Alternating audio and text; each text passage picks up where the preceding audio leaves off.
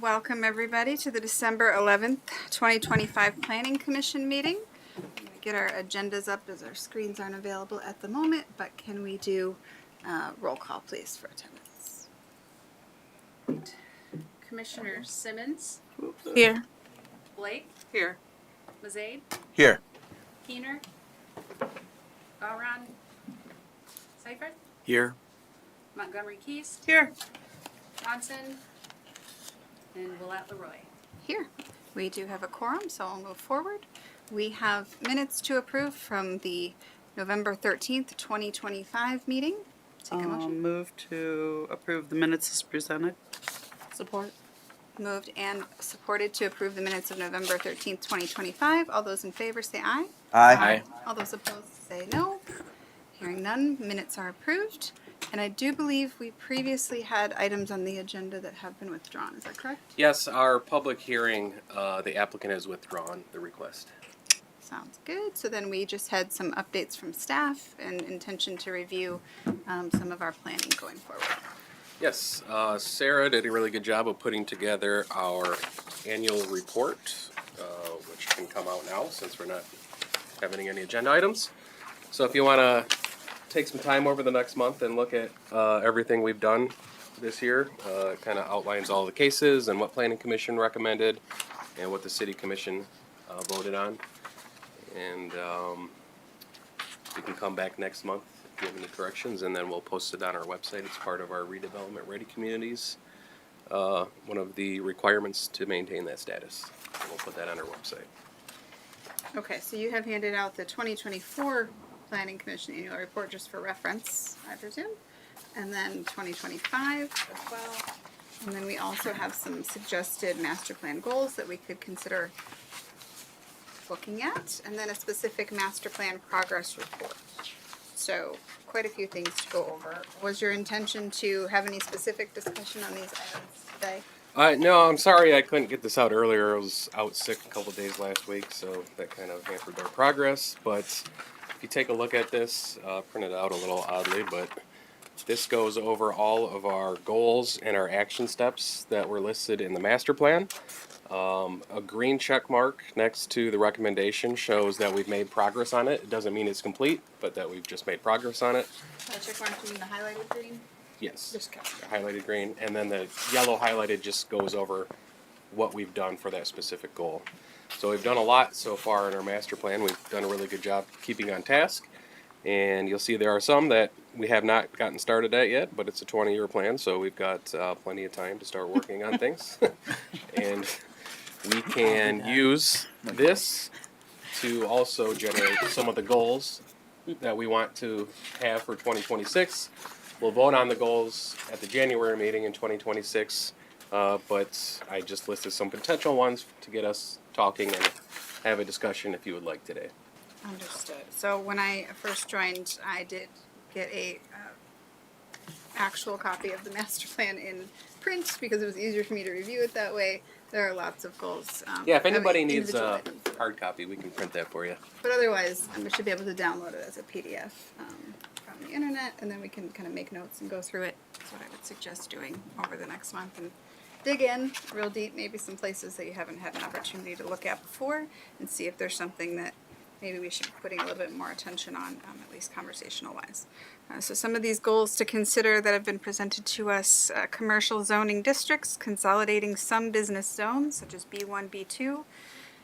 Would you mind giving us maybe a couple of Sure. background on these? Yeah, so we have 5 different zoning districts for business that don't include our form-based code. B1 and B2 are pretty similar. I'm not sure if there really needs to be a distinction between the two. B3 doesn't even exist anymore. That's kind of been taken over by our downtown context area for our form-based code. This kind of goes in part with the second one of eliminating obsolete zoning designations. RT has really been replaced by R districts now that we allow duplexes. Again, B3 really doesn't need to be in there. So we can take a look at all of our separate zoning designations and see really if there are any duplicates in there now. We don't need to have all of them. And the signage updates, that's something we've started to take a look at. I don't know if anybody has any opinions on signage. Signage is sometimes a hot topic issue. So I have a strong opinion on signage in that I think if a sign exists, it needs to be maintained and visible and communicate what it's supposed to communicate, right? So, for example, I ran into a sign on Sherman that was telling about, the ferry and what have, and it was right behind another sign telling you the same thing. And so I reported that to DPW and they removed that, Get a right? Because lot there of was two requests signs like right that. next to each other that over time had just materialized, and now you're confused. Is it all going to the same place? So, Is there that's a my opinion. setback on signage too? Because the one thing that I get in living over by the Lakeside District is sometimes those signs are put out so far that you've got to really stick your car out in order to see. some districts have a setback requirement, some don't. All of them have a clear vision requirement, though. Clear vision from where, I guess, is the piece that I A lot of worry them are about. existing before the ordinance. Coming has out been onto placed, so. Sherman back there, there's a lot of signs that, I mean, you really gotta push your nose out there before you can see. So that's my only thing. I love the fact that we've eased up a little bit on the signage in the buildings downtown. I like the variety. I think it looks great. That's something So- I would like to discuss because sometimes in the planning department we don't always agree on the downtown signs. They're Like different. the Heinz building has them kind of Yeah. randomly placed all over. Some people like that, some people don't. I kind of like I like knowing the where the variety. business is at, but at the same time, maybe it's a little cleaner the other way. So Maybe, I- so maybe I some like it. I examples, like the some variety. visual examples Yeah. of things would be great Sure, to yeah. look at. Yeah. You had a question? I'm Ryan? good. Okay. Yeah, I think there was a question came to me, or a misunderstanding perhaps, about whether or not you could have signage, perpendicular to the building on 3rd Street. There seemed to be some perception that you could not do that. yeah, you It definitely used to can. be. Because when I stand on 3rd Street, Yeah. I don't see, what businesses are here. And so from Hackley Park, you can barely tell that there's a business next door. Things Yeah, like and that. some of the So- new downtown buildings are doing a good job of incorporating both type of signs. Like the Leonard has the wall signs, but they also have those perpendicular signs as well. Yeah, so I you think can it see looks that great. at the street level. I love it. I love the variety. I think it really mixes it up. All right. That's Well, good. so think about maybe some things that drive around over the next couple of weeks and see if there's something that we could improve upon or clarify for folks. I think that's the big question here: is how can people be, able to use their signage allotment to the best of their ability, and also, keep it up. Can I keep going on this because some of these are very interesting. The one on updating landscaping requirements. Yep. Okay. Yeah. Yeah, I'd like to hear what your thoughts are. Well, we've been considering some landscaping requirement updates, whether that's requiring more, especially for our new build houses. We usually ask, well, they are required to provide at least one canopy tree.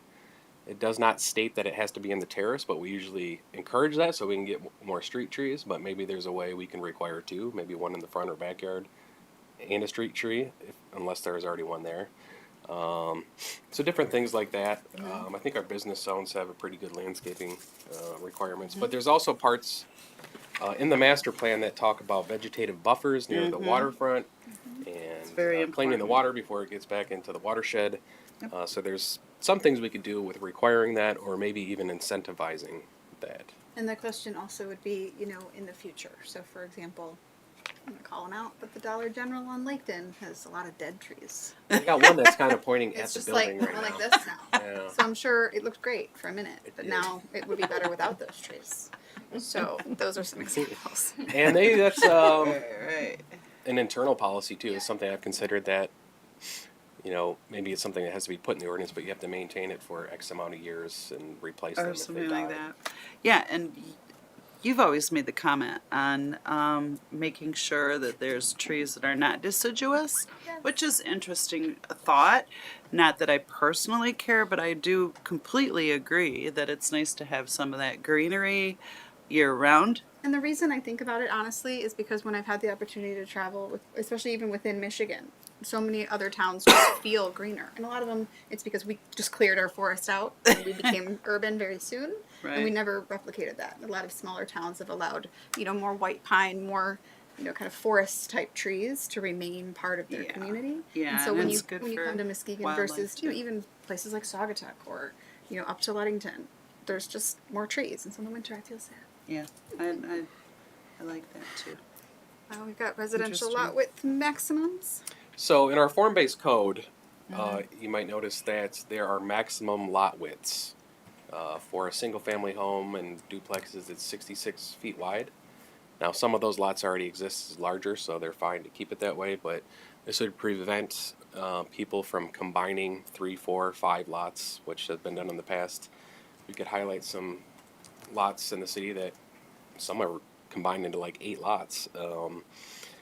So we have that restriction in our form-based code, but we don't in our art district. So I think it, with all the work we've done on zoning reform and encouraging proper development and usage of property and land, that it might be worth implementing that citywide. Why would we do that?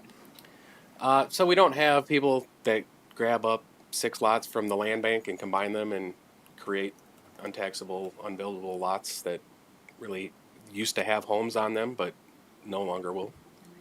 They are buildable though, right? I mean, if they could Oh, be they're buildable, but if somebody combines them and wants to hold on to them, then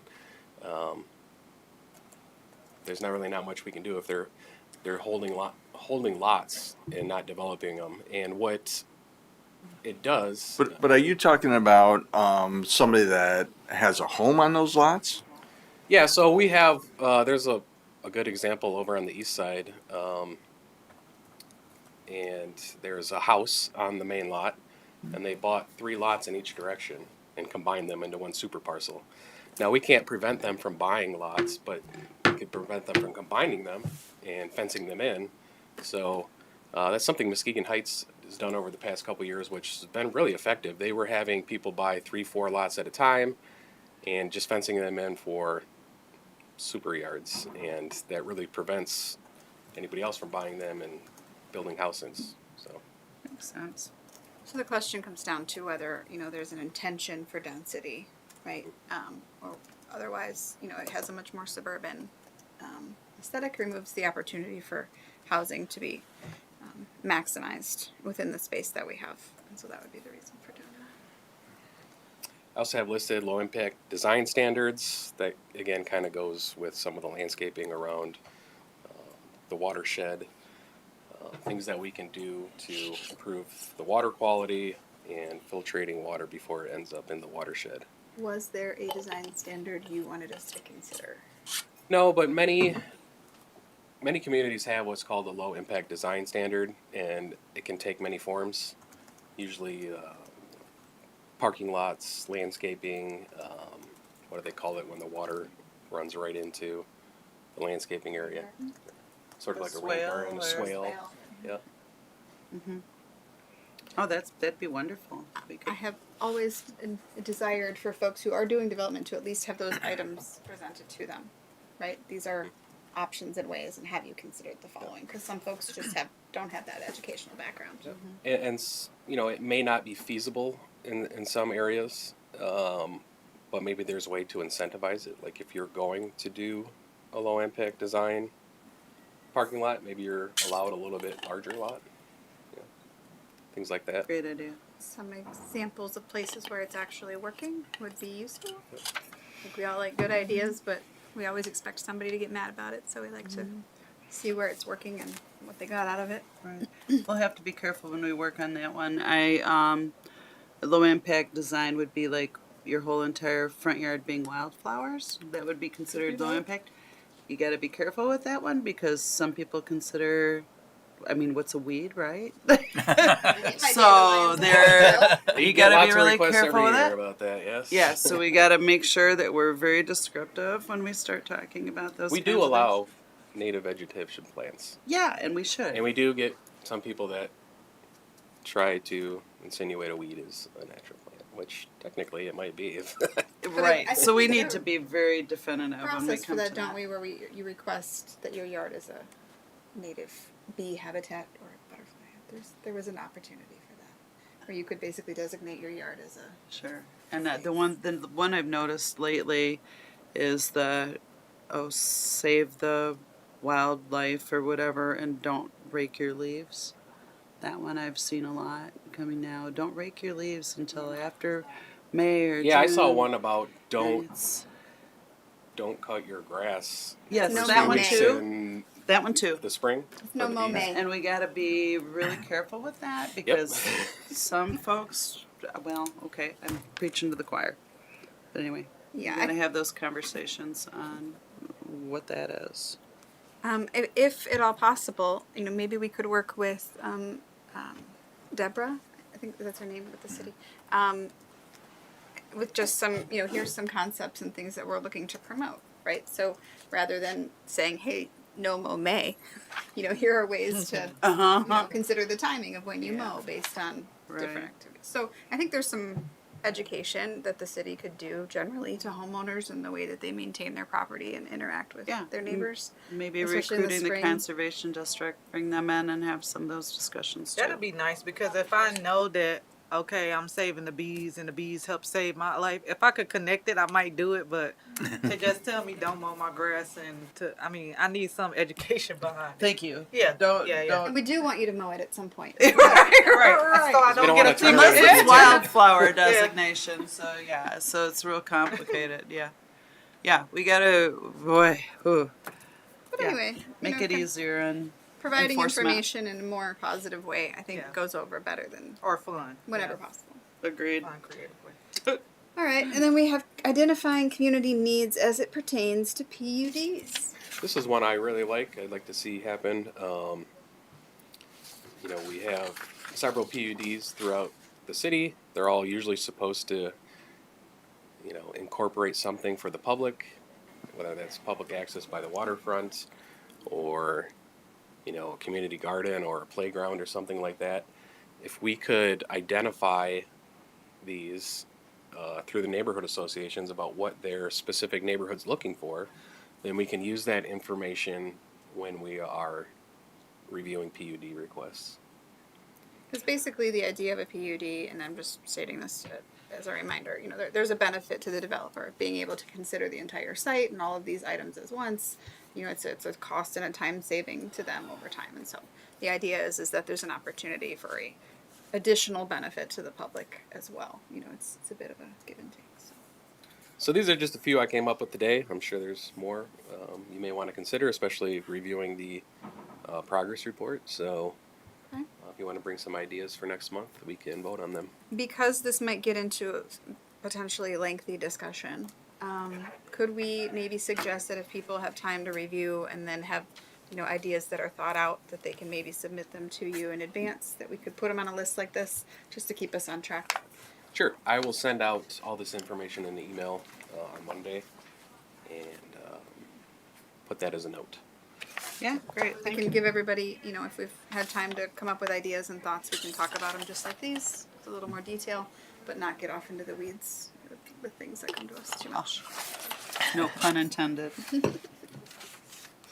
I think that is really all we have in general. So if we scroll down on our agenda here, I think we probably have any unfinished business. Anybody have unfinished business today? Seeing none. Do we have any? I do like that agenda. Thank you. It's somewhere. Any new business? Okay. We do typically have a public comment period. However, there is no one in the audience. And did you say our Facebook is not working? Facebook is not currently working. Not currently working. So nobody's going to. It could be on YouTube. Could be on YouTube, live Yeah, on YouTube. yes. Okay. Well, then we'll give folks an opportunity to call in 231-724-6721, and we'll give you a moment to do that.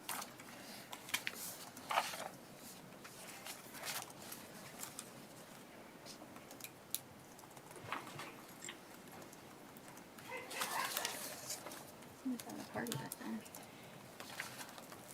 there. Anybody calling in? Nobody's calling in. All right. No bad I would take a motion to adjourn. So moved. Support. Moved and supported to adjourn. All those in favor say aye. Aye. All those say no, stay here. I Bye now. always get to check. Have a wonderful holiday. Thank you. You too. Merry Christmas, guys.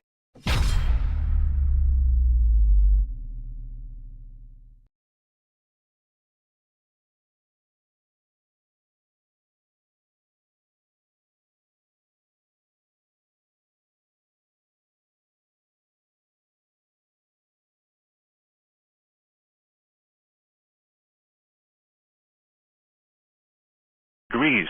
the dew point 21, and the relative humidity 66%.